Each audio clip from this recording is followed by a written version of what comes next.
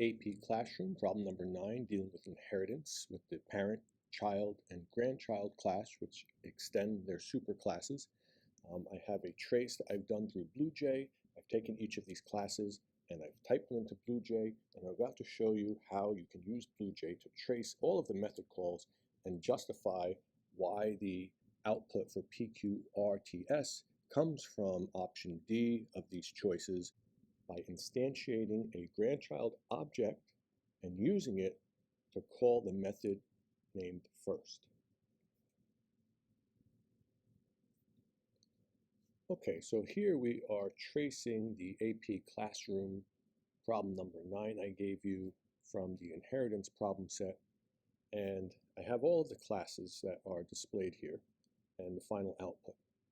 So here we have the tester class, which is instantiating the grandchild object, and it's making a call to the first method attached to the grandchild object. And then here we have the parent class, the child class, and the grandchild class, and we see that child extends parent, and then we see that grandchild extends child. And if we execute this, we get this output on the terminal window. I'll close that, and I'm going to run the tester class, and we see that's the output we get.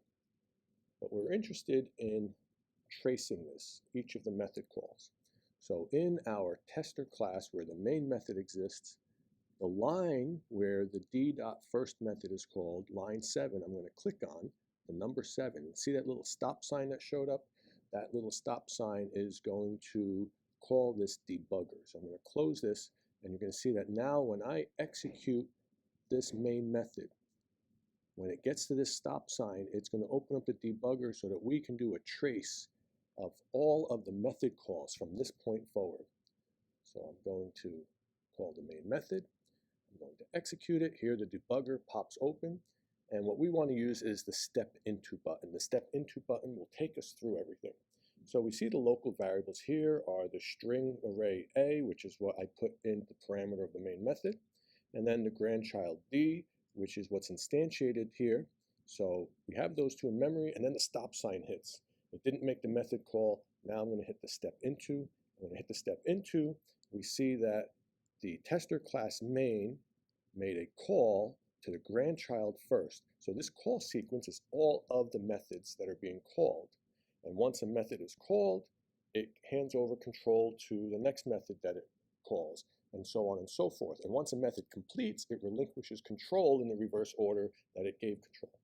So now, if we look, we see highlighted in yellow, there's a little black arrow in the grandchild class, super.first. So that's the step into. It's saying, okay, what's the superclass? That superclass is the child class, and the first method is on line 4. So when I hit step into, there's the black arrow, and it stops at the next method call on line 5, super.first. Well, what's the superclass to the child class? Well, that's the parent class.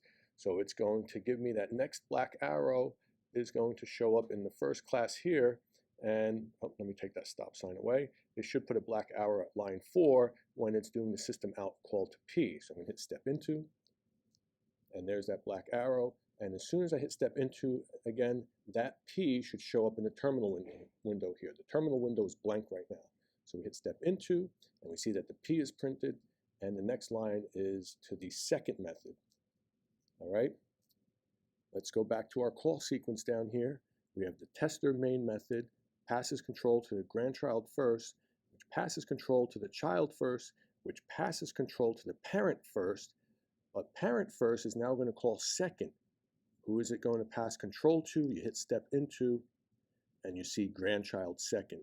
And the reason for that is if we go back to our tester class, this is a D object, and the D object is a grandchild object, and that's why it's going to the grandchild class second method, and it's going to now ask for the superclass to the grandchild class's second method. And we're going to come back up here, and we can now go through this trace.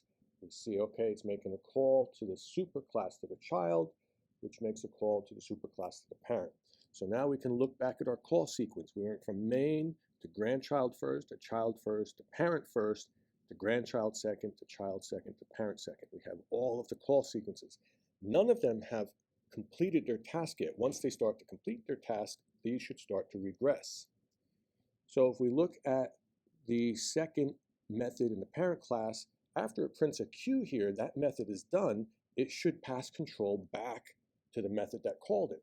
Well, let's look in the call sequence. The method that called parent second was child second. So once it completes this, it should bring control back to the child second. Let's hit step into. The Q is printed. It's at the end of the method brace. Let's hit step into, and we see it goes back to the child class second method.